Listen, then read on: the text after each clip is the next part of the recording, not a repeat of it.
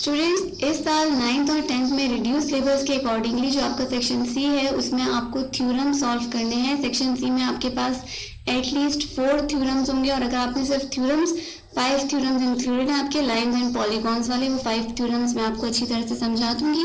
यही 5 थ्योरम्स अगर आप अच्छे से प्रिपेयर कर लोगे तो आपका जो लास्ट डिटेल्ड क्वेश्चंस वाला सेक्शन है मैथ्स का, सेक्शन सी, वो आराम से सॉल्व हो जाएगा। So starting from the first theorem तो आपने बहुत अच्छी तरह से प्रिपेयर करने हैं।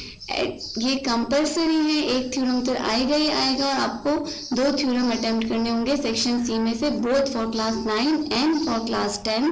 जो इस साल पेपर आएगा, मॉडल पेपर में आप लोगों के साथ डिस्कस कर चुकी हूँ, उसमें थ्योरम्स आर वेरी इंपॉर्टेंट। और ये थ्योरम्स कौन से हैं? लाइंस एंड पॉलीगॉन्स वाले थ्योरम नंबर 12.1 से लेकर थ्योरम नंबर 12.5 तक, लाइंस एंड पॉलीगॉन्स वाले only that theorems. Starting from the first theorem आपको कुछ बातें मैं बताऊं।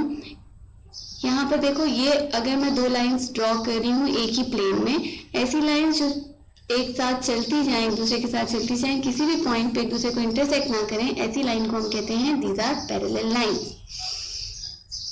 अगर एक तीसरी लाइन इन 2 लाइंस को कट करती है, ट्रांसवर्स करती है 2 पॉइंट्स पे से, ऐसी लाइन को हम कहते हैं ट्रांसवर्सल लाइन। बच्चों देखो, जब ये लाइन इन 2 लाइंस को कट कर रही है, जिस पॉइंट पे ये कट कर रही है, यहाँ पर देखो एंगल्स फॉर्म हो रहे हैं, ये भी एंगल फॉर्म हो रहा है, यहाँ भी एंगल फॉर्म हो रहा है, ये भी एंगल फॉर्म हो रहा है, ये भी एंगल फॉर्म हो रहा है। ये मैं आपको थ्योरम स्टार्ट करने से पहले कुछ बेसिक बातें बता रही हूँ जो आपने याद रखनी है। एक लाइन पे अगर दूसरी लाइन हमने बनाई, ट्रांसवर्सल लाइन बनाई एक पैरेलल लाइन पे, तो यहाँ पर क्या फॉर्म हो रहे हैं? एंगल्स फॉर्म हो रहे हैं। ये जो 2 एंगल्स हैं, फर्स्ट करो, मैंने इसको नाम दिया 1 और इसको नाम दिया मैंने 2। Angle 1 is the supplementary angle of angle 2। ये एंगल इस एंगल का सप्लीमेंट्री एंगल है, ठीक है। ये जो लाइन इन दोनों एंगल्स में कॉमन है, इसको हम कहते हैं कॉमन आर्म। इन एंगल्स का ये है कॉमन आर्म। और ये 2 लाइंस जो कि कॉमन नहीं है, इन एंगल्स के कॉमन नहीं है, यानी ये लाइन सिर्फ 2 में है और ये वाली लाइन सिर्फ 1 में है। इन 2 लाइंस को हम कहते हैं non common arms. Clear? Parallel lines, और जो लाइन 2 पैरेलल लाइंस को कट करती है ट्रांसवर्सल लाइन। ये जो एंगल्स बन रहे हैं ट्रांसवर्सल लाइंस के साथ, इनको हम कह रहे हैं सप्लीमेंट्री एंगल्स। और सप्लीमेंट्री एंगल्स के बीच में एक कॉमन आर्म है और 2 अनकॉमन आर्म्स हैं। स्टार्टिंग फ्रॉम थ्योरम नंबर 1, सबसे पहले आपको मिलेगी इसकी स्टेटमेंट आपने गौर से देख के डायग्राम ड्रॉ करनी है। इफ 2 लाइंस, इफ से जो बात स्टार्ट होती है वो हमें दिया हुआ होता है गिवन, यानी हमें गिवन क्या है? 2 लाइंस इंटरसेक्ट, 2 लाइंस इंटरसेक्ट कर रही है, ये हमें गिवन है। देन ये दा के बाद जो बात स्टार्ट हो रही है वो हमने प्रूफ करनी है। The vertically opposite angles so formed are congruent, यानी जो एंगल्स फॉर्म हो रहे हैं वो कॉन्ग्रुएंट हैं। गिवन हमें क्या होगा और प्रूफ हमें क्या करना होगा, ये मैं आपको बताती हूँ। सबसे पहले हम ड्रॉ करेंगे डायग्राम। 2 लाइंस इंटरसेक्ट, तो हमें क्या करनी पड़ेंगी? 2 लाइंस ड्रॉ करनी पड़ेंगी। हमने पहले एक लाइन ड्रॉ की और हमने 2 लाइन ड्रॉ की जो इंटरसेक्ट कर रही हैं। फर्स्ट लाइन को हमने नेम दे दिया AB और दूसरी लाइन को हम नेम दे देते हैं P एंड Q। ये है पॉइंट O जिस पे ये इंटरसेक्ट कर रही है। Vertically opposite angles so formed are congruent, यानी ये जो वर्टिकली ऑपोजिट एंगल्स बन रहे हैं, ये वाला एंगल इसके कॉन्ग्रुएंट है। कॉन्ग्रुएंट मीन्स शेप वगैरह में बिल्कुल एक जैसा, और ये वाला एंगल इस एंगल के कॉन्ग्रुएंट है। मैंने आपसे कहा इफ के बाद जो बात होती है वो हमें गिवन होता है, तो यहाँ पर गिवन क्या है?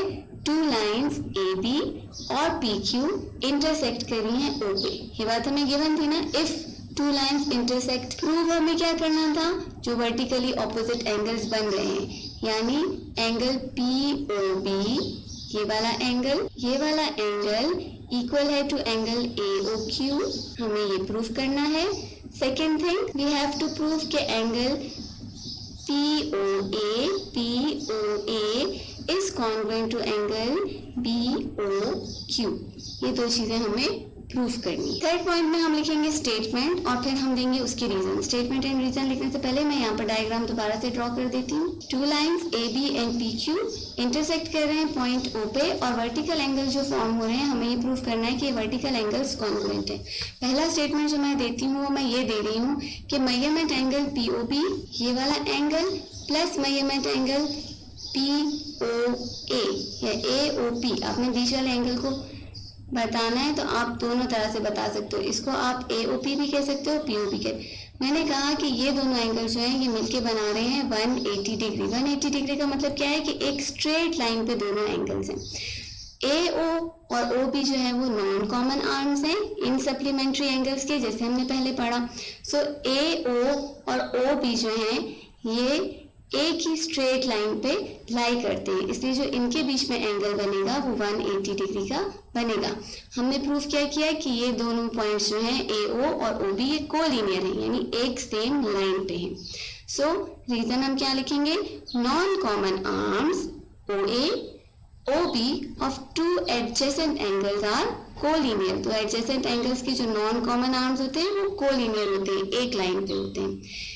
बिल्कुल सेम पॉइंट हम दूसरे एंगल के लिए भी लिखेंगे। नाउ सेकेंड पॉइंट भी बिल्कुल सेम होगा जैसे हमने फर्स्ट पॉइंट लिखा। यहाँ पर हम लोग अगर मेजर करते हैं ए ओ पी और एंगल ए ओ क्यू तो ये दोनों एंगल्स भी मिलके कितने डिग्री का बना रहे हैं, 180 डिग्री का एंगल बना रहे हैं। यानी ये जो नॉन कॉमन लाइंस हैं पी ओ और ओ क्यू ये दोनों भी कोलिनियर हैं। तो जैसा हमने फर्स्ट पॉइंट का रीजन लिखा बिल्कुल सिमिलर सेकंड पॉइंट का भी रीजन होगा। Non common arms O P and O Q of two adjacent angles are collinear. तो एडजेसेंट एंगल्स के जो नॉन कॉमन आर्म्स होते हैं वो कोलिनियर होते हैं, एक लाइन पे होते हैं। 2 पॉइंट्स हो गए। पहला point measurement angle P O B plus A O P is equal to 180 degree. इसका जो रीजन है वही रीजन सेकेंड पॉइंट का भी है और दोनों पॉइंट हमारे पास बिल्कुल सेम है। अब हम क्या कर रहे हैं, हम कह रहे हैं कि अगर हम ये ऐड कर लेते हैं measurement angle P O B plus measurement angle A O P ये इक्वल है to measurement angle A O P plus measurement angle A O Q, क्योंकि दोनों जो हैं वो किसके इक्वल हैं, 180 डिग्री के इक्वल हैं। तो ये दोनों हमारे पास क्या है, इक्वल हो गए। ये हमारे पास ट्रांजिटिव प्रॉपर्टी है, यानी अगर दो चीज़ें एक चीज़ के इक्वल हों तो वो दोनों चीज़ें आपस में इक्वल होंगी।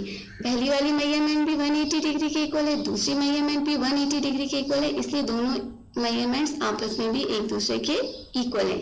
इस प्रॉपर्टी को हम कहते हैं ट्रांजिटिव प्रॉपर्टी ऑफ इक्वालिटी।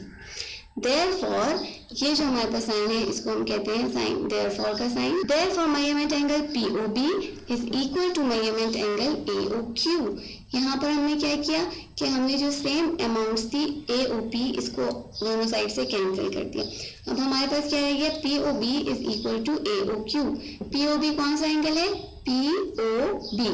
ये वाला angle is equal to AOQ। ये वाला एंगल ये हमने प्रूव करना था ना कि दो जो हमारे पास एडजेसेंट एंगल है या ऑपोजिट एंगल्स हैं वो इक्वल है। तो यहाँ पर हमने पहला वाला एंगल प्रूव कर दिया कि POB is equal to AOQ।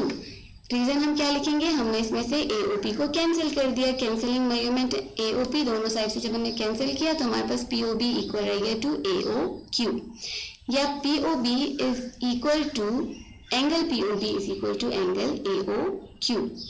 अगर दो एंगल्स मेजरमेंट में इक्वल हैं तो दोनों कॉन्ग्रुएंट होंगे, ये हमने लिख दिया यहाँ पर। सिमिलरली हम प्रूव कर सकते हैं कि measurement angle AOP is equal to measurement angle BOQ। इसी तरह से हम ये भी प्रूव कर सकते हैं कि ये वाला एंगल जो है वो इस एंगल के इक्वल है। By the above process reason हमने लिखा। समझ में आ गया बच्चों?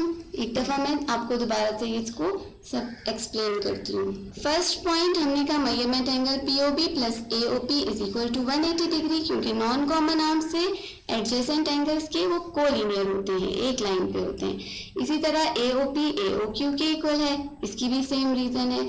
जब ये दोनों क्वांटिटीज एक दूसरे के इक्वल हैं तो हम कह सकते हैं मेजरमेंट एंगल POB पहला वाला point plus measurement angle AOP is equal to measurement angle AOP plus measurement angle AOQ। क्योंकि दोनों जब 180 के इक्वल हैं इसलिए दोनों इक्वल होंगे, दोनों की वैल्यू 180 है। ये ट्रांजिटिव प्रॉपर्टी है ऑफ इक्वालिटी, इसका रीजन हमने ये लिखा। या हम कह सकते हैं कि measurement angle POB is equal to measurement angle AOQ। दोनों साइडों से हमने AOP को कैंसिल कर दिया, इसलिए angle POB is equal to AOQ जो हमने प्रूफ करना था। If two angles are equal in wire they are congruent. या हम कह सकते हैं कि POA ये वाला angle is equal to this angle is equal to this one. ये बात जो हमने प्रूफ करनी थी। अब जब आप कोई भी थ्योरम को प्रूफ कर लोगे, उसके एंड पे आप लिखोगे QED, कैपिटल QED। इसका मतलब होता है कि हमने जो प्रूफ करना था दैट वाज प्रूव्ड।